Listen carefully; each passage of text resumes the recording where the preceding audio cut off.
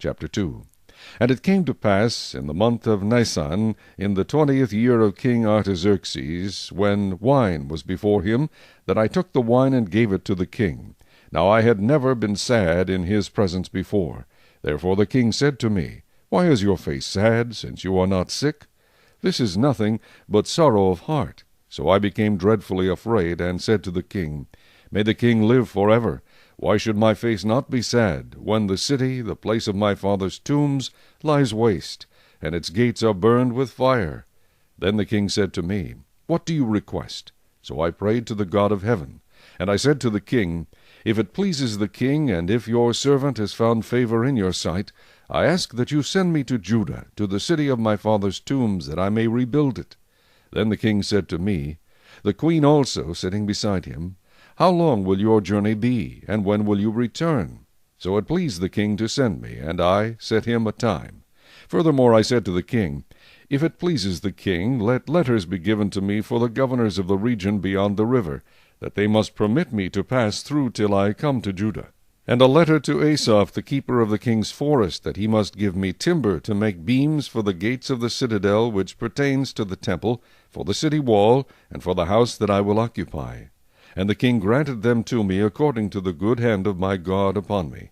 Then I went to the governors in the region beyond the river, and gave them the king's letters. Now the king had sent captains of the army and horsemen with me. When Sanballat the Horonite and Tobiah the Ammonite official heard of it, they were deeply disturbed that a man had come to seek the well-being of the children of Israel. So I came to Jerusalem, and was there 3 days. Then I arose in the night, I and a few men with me. I told no one what my God had put in my heart to do at Jerusalem, nor was there any animal with me except the one on which I rode. And I went out by night through the valley gate to the serpent well and the refuse gate, and viewed the walls of Jerusalem which were broken down, and its gates which were burned with fire. Then I went on to the foundation gate, and to the king's pool, but there was no room for the animal under me to pass. So I went up in the night by the valley, and viewed the wall. Then I turned back and entered by the valley gate, and so returned. And the officials did not know where I had gone, or what I had done. I had not yet told the Jews, the priests, the nobles, the officials, or the others who did the work. Then I said to them, You see the distress that we are in, how Jerusalem lies waste, and its gates are burned with fire. Come and let us build the wall of Jerusalem, that we may no longer be a reproach. And I told them of the hand of my God which had been good upon me, and also of the king's words that he had spoken to me. So they said, Let us rise up and build. Then they set their hands to this good work.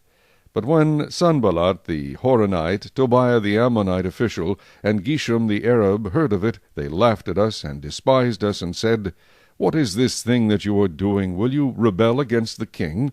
So I answered them, and said to them, The God of heaven himself will prosper us.